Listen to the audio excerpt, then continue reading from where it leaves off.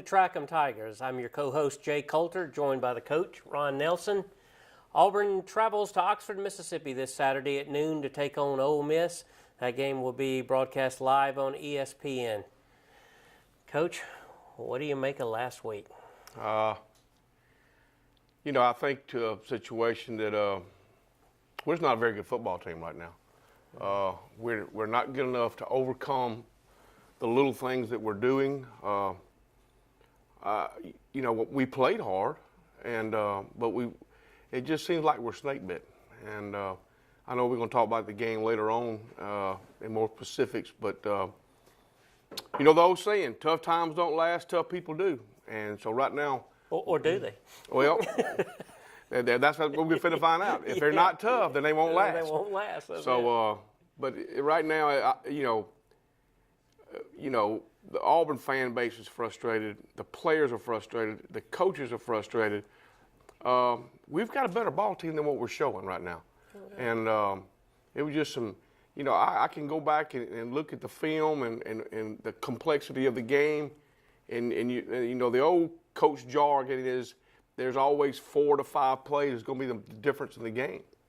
And that's very well true. And that we just can't keep making the same mistakes. And it's just tough right now. Yeah. And so now we turn to Saturday. It's perhaps the biggest game of Gus Malzahn's career. I don't think there's any question it's the biggest game of his career. When you look at the schedule down the road, Saturday is probably his most winnable conference game left on the schedule. They've got Texas A&M, Georgia, Alabama. You throw in Liberty. Liberty gets you to 5 wins.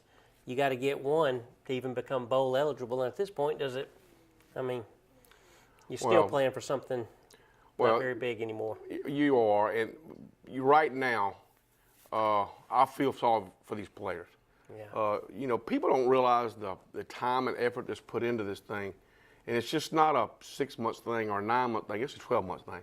It's year-round, and they bust their tail. And as easy as it is to say, the 3 games we lost were very manageable to win. And then you still got your goals. It's just that one little thing that we can't get over the hump on. This game is big. It's big for the players. The players have worked too hard. Auburn fans to not support them. Like I said last week, we got to continue to support unless the team quits. Okay, if the effort's not there.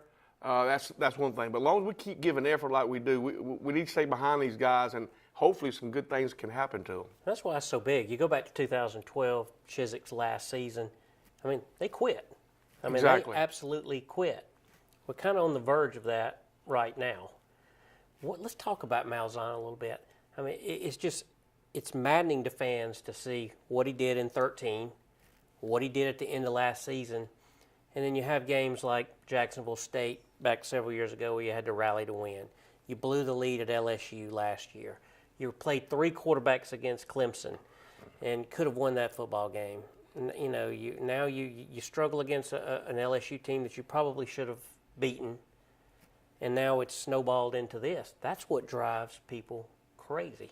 Well, that's the MO on his career, and like I said, I like Coach Malzahn. I think he does a good job but it is a roller coaster. And for all the bad things or not so good things that you just talked about, I can go on the other hand and tell you things that's just as good or better. And but I think Auburn fans just want a little bit more consistency on that level. And like I said, it's one to the fact that, right now, Jarrett's getting a lot of criticism. Offensive line getting a lot of criticism. That all works hand in hand. Mm-hmm. And like I said, we'll talk about that more after we get through talking about Gus. All right, so Malzahn, $32 million buyout. In real money, what we're looking at, if this thing continues to go south, Brandon Marcello, Auburn Undercover this week, reports that he says the money is there to buy him out if things don't go well. Now, that's a lot of speculation. But, it's easy to let $32 million just roll off your tongue. That's a ton of money. Let's put it into context a little bit. When Auburn built their new arena back several years back, they paid $90 million for that. They're trying to build a football-only facility that they project to be about $55 million. You're looking at getting rid of a coach and having to fork over $32 million just to get him to leave town. Does that make any sense to you right now? No, I don't. Not right now.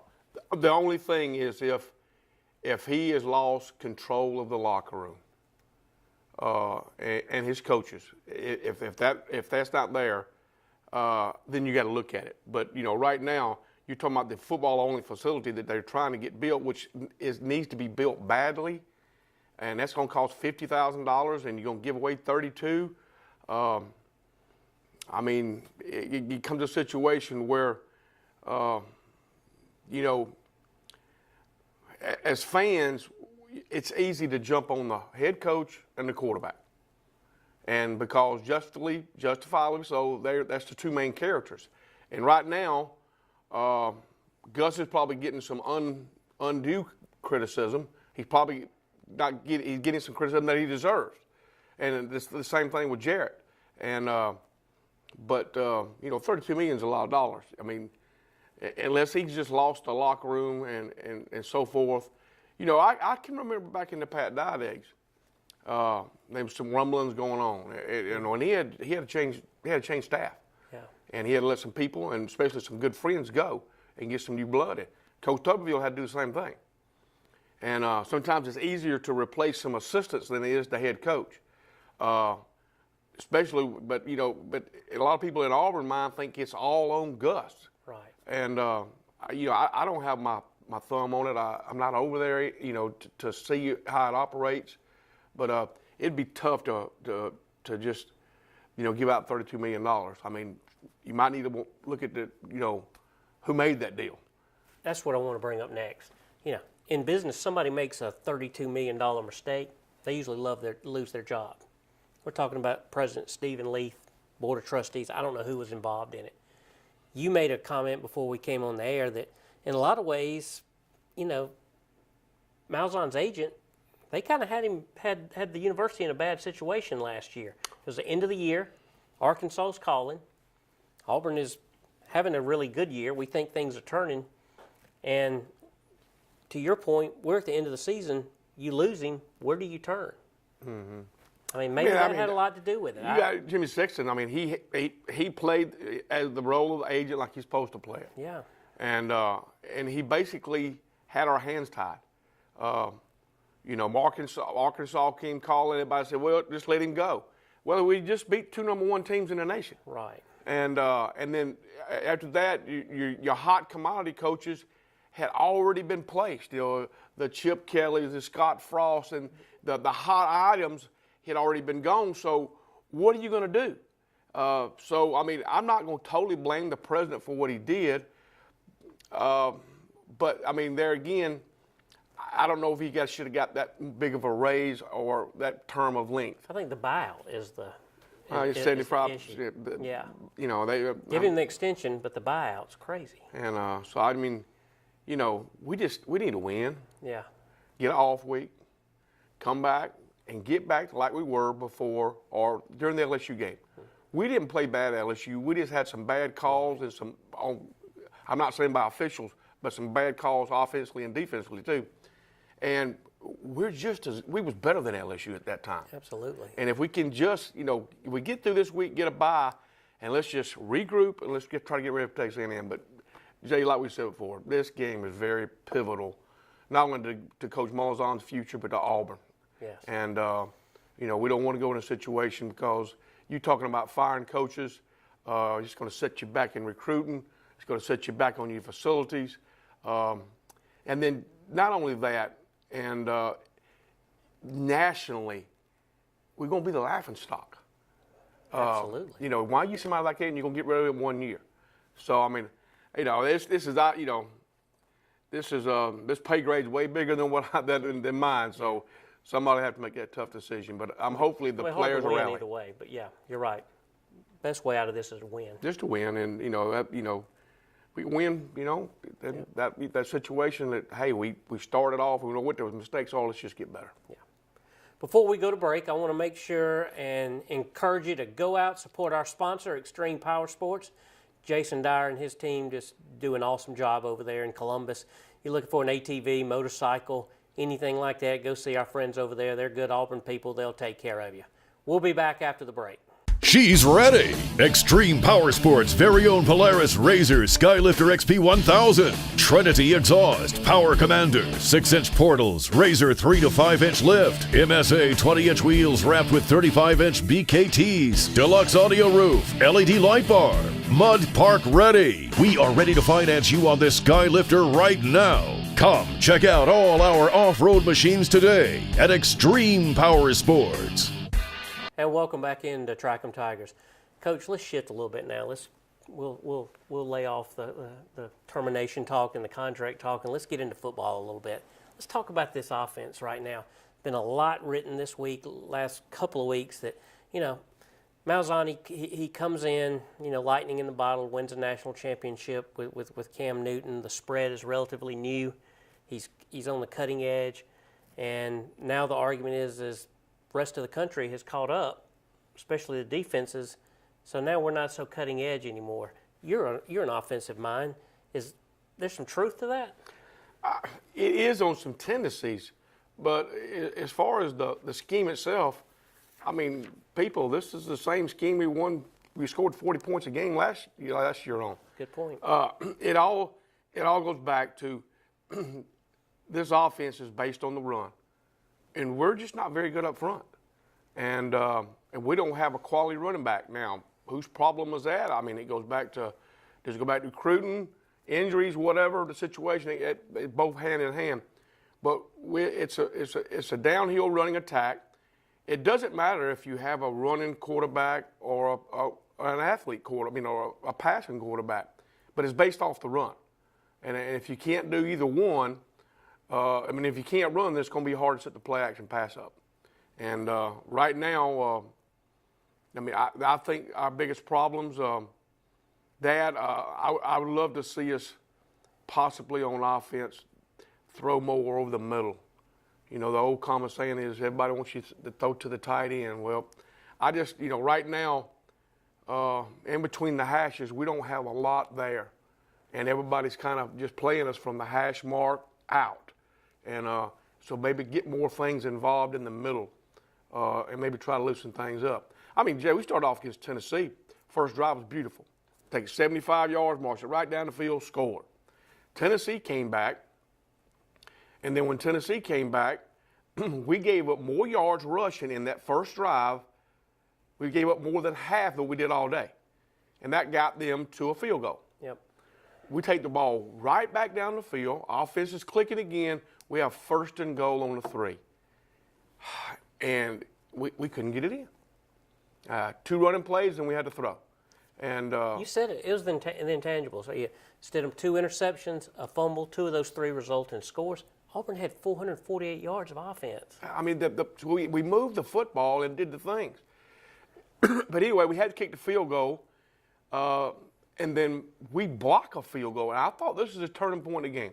We're up 10-3, and we're playing really good. Start of the second quarter. We blocked the field goal. We got the ball 1st and 10 on the 46, and that's when Jarrett throws his interception.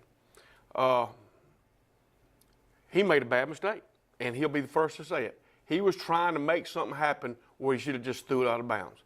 Here again, you blame him, but that protection up front, they came with what we used to call an X stunt, and I'm not going to ever just try to criticize somebody, but our center is just not very good right now.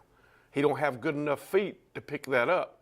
So the pressure comes, Jarrett's flush, and he's just trying to, if he had it to do over again, he would, but he just slung it. And then when he slung the ball, and it was interception. Yeah. And then, and then our defense came back after that, and we kind of held them, and then we get into a 3rd and long. And we come with a corner blitz from the outside, not questioning that call, because that's hurt us in the last 2 ball games. We come with a corner blitz, And you got to give Tennessee credit. When we came into corner blitz, the safety has to get over the top to where the corner black it just vacated from. Well, they ran the back right down the middle of the field. When a linebacker has to pick him up, knock him down, keep him off his course, there wasn't nobody within 20 yards of him. So, now, with the result of the turnover, we got a tied ball game, 10-10. Hey, okay, we come right back down. Then we throw the 75-yard touchdown pass. We're back up 17-10. So in that situation in the first half, it probably should have been 21-3, where it was at 17-10. And then right before half, if you can remember, they had the ball right before, I think it was 2 minutes and 25 seconds. And we stop them on third down, and I'm saying timeout, timeout, timeout. We call timeout. Now, that's a minute 42. We got time to now get the ball, possibly go down and get a field goal ourselves, maybe even a touchdown again. Mm-hmm. Well, lo and behold, they have a 64-yard punt, and it's inside the 2. Yep. So we can't get anything off of that. Killer. Mm-hmm. And they still have time when we have to punt back to them and get the ball midfield. They get the field goal, and it's a total momentum breaker. And instead of going in feeling good about yourself, as good as we had played in some areas, it's a 17-13 game. Right. So, I mean, he did that. We made the right call. I even said call timeout because I get the ball back. You're just not going to expect a 64-yard kick. Sure. And I thought sometimes on our kicking game, there was a couple of times that maybe we should have caught the ball and downed it right there. But I reckon because we had 2 near misses the week before, athletes become kind of hesitant, and they didn't, and then the ball gets the Tennessee roll and puts us inside the 5-yard line twice. Yeah. So, I mean, it's just one of them situations where everything that any time that we make a mistake is magnified. When things are going bad, they look at everything. Fans look at everything. Critics look at everything. So now the relationship with Malzahn and Chip Lindsey, that relationship's under a microscope. Report came out this week that on game day, Malzahn's making all the substitutions. He's deciding who starts. Been some criticism that while Lindsey is in fact calling the plays, he's calling plays off the Malzahn play sheet. What do you read into that? Well, I mean, the play sheet. We talked this earlier in one of the earlier programs we had this year. As an offensive staff, you sit down and you make out the game plan. You see the strength and the weaknesses. Not only that, you scout yourself. You scout your own tendencies and formations and so forth. And then you sit down, and then, like I said, you got 1st and 10. And these are the plays you got. Then you got a 2nd long, 2nd medium, 2nd short. You got 3rd long. So you got every scenario there, and you got plays to call from. So, I mean, as far as that is concerned, that probably is true. But it's not Gus's. I don't think it's Gus's play sheet. Mm-hmm. I think it's the whole offensive staff's play sheet. Now, the question you don't know is everybody just rubber stamping what Gus wants? Knowing Chip Lindsey, I wouldn't think so. But as far as that goes, I mean, offensive play calling didn't get us beat last week. It was a situation with turnovers, and Tennessee's quarterback made 5 unbelievable throws that were unbelievable, back shoulder catches, and we didn't make the play on it. That's what beat us. Right. So it's just like when you're losing, everything is magnified. Sure. Okay, we're going to take a break, and when we come back, we're going to look at the defensive side of the ball and get ready for Ole Miss on Saturday. We'll be back.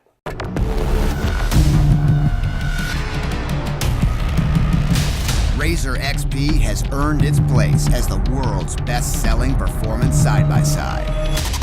Now, the off-road's most successful Predator looks even hungrier. For 2019, Razor XPs are cut more aggressively. The chiseled muscular style, premium digital instruments, and wicked LED accents all hint at the heart of the animal within. Choose a Ride Command Edition with off-road worthy touchscreen that puts total control at your fingertips. Or grab a Dynamics Edition and discover the terrain-dominating power of smart suspension. Extreme performance has never looked so good. Build your XP at PolarisRazor.com. And welcome back into Track 'em Tigers. Before we turn to defense, though, Coach, I want to ask you one more question. It seemed like at a point Saturday, and I know the backup quarterback's the most popular player on the team anytime you're struggling. And I'm not even suggesting that Malik Willis is in the same league as Jarrett Stidham right now. But you've been in situations like that when things are grinding to a halt. Why do you not take a shot and at least put them in there and see what happens? Well, I mean, you can, but this coaching staff knows that they're there every week, and they know what these kids what quarterback's going to give us the best chance to win. We talked about Jarrett's first turnover, his second turnover. Why does he turn it over? It's because he's got about 6 guys running down his back, and then that guy hits him from the back and turns the ball loose. So sometimes. I would want to look at more of an offensive line change than maybe a quarterback change. And talk about that. But right now, I'll be honest. I thought our tackles and our guards played okay football. After going back and looking at the film, I wouldn't say it was great football, but it was acceptable football. It was something that you can win with. We had some problems at center, I've already alluded to. We had some problems with Chandler Cox. He missed a couple of blocks that he usually don't miss. Booby makes one on one of the turnovers when he should block the outside blitz coming off the outside, and he just didn't block him. And I don't know if he was confused or whatever the case might be, but we got to get Jarrett a little time. Jarrett, if you go back and look at him, if he has time to set, which we did sometimes, and throw from the pocket, he's a pretty good passer. He's not a very good passer when on the run. You remember the first interception against LSU? It was a rollout. 2 other times. So 3 of his interceptions have been on rollouts. I think it's because when you're rolling out, he's not getting his shoulders around and coming to the receiver. And he's kind of like throwing off his back foot as he's rolling to that side. So there's a lot of mechanical flaws. Now, I wouldn't mind seeing Malik a series here and there, just to give a change of pace. Yeah. It'd be more like a Wildcat type thing, because he's going to be more like a Wildcat, type quarterback. That wouldn't bother me, but as far as having a chance to win, unless Jarrett just keeps getting worse, he's our best chance. Let's talk about that a little bit, talent. We talk about the matchups and all that. I mean, from a coaching standpoint, Coach Dye used to say you got to birth them, then you got to raise them. Sounds like we don't have any problem birthing them. We got 4 and 5 stars all over the place over there. We don't seem to be able to raise them. I mean, you look at where Tennessee is right now, they're a wreck. I mean, we made their quarterback look like an all-SEC passer.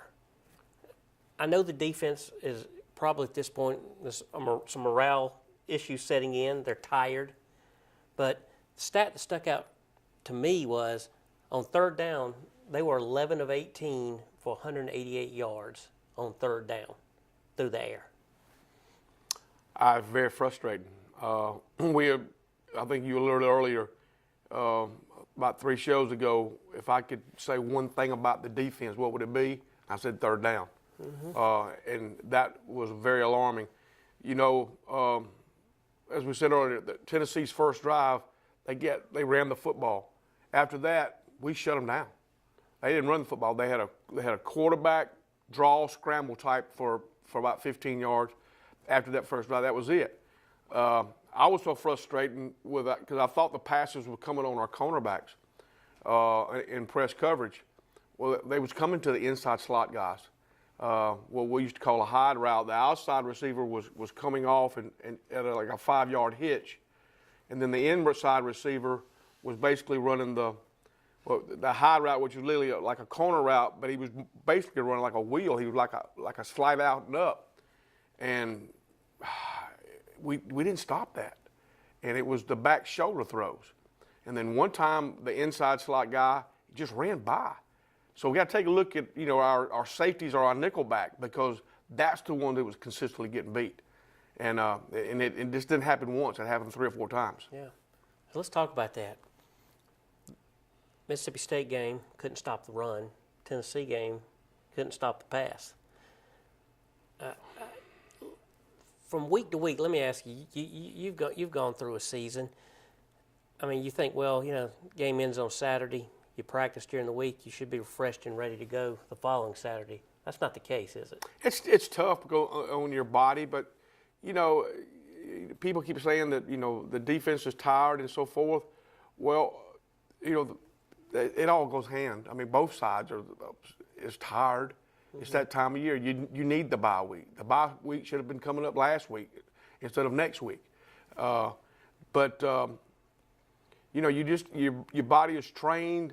The tiredness of, you can take care of that with nutrition, the ice baths.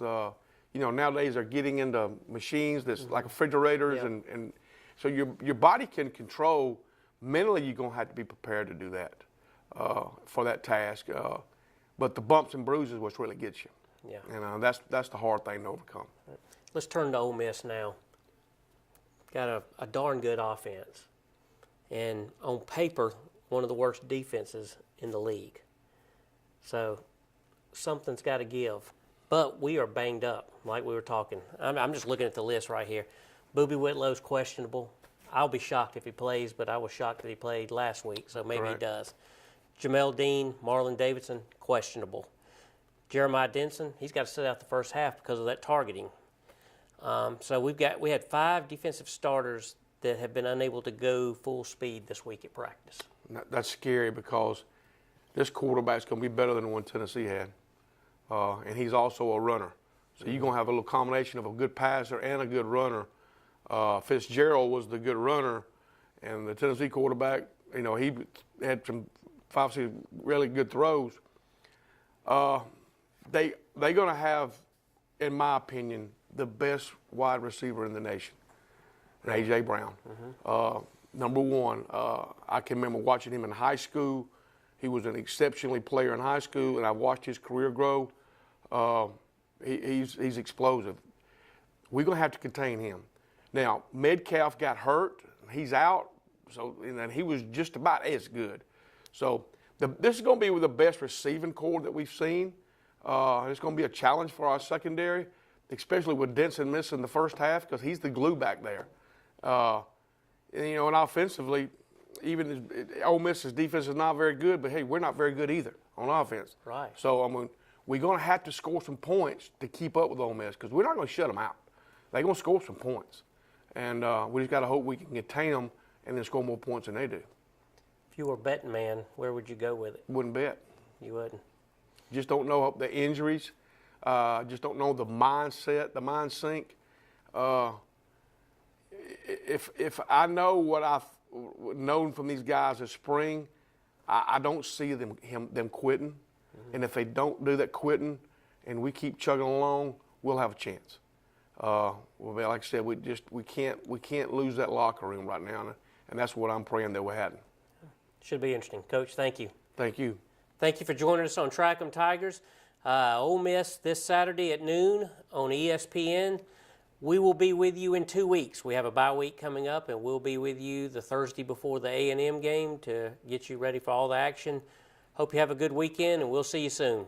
War Eagle.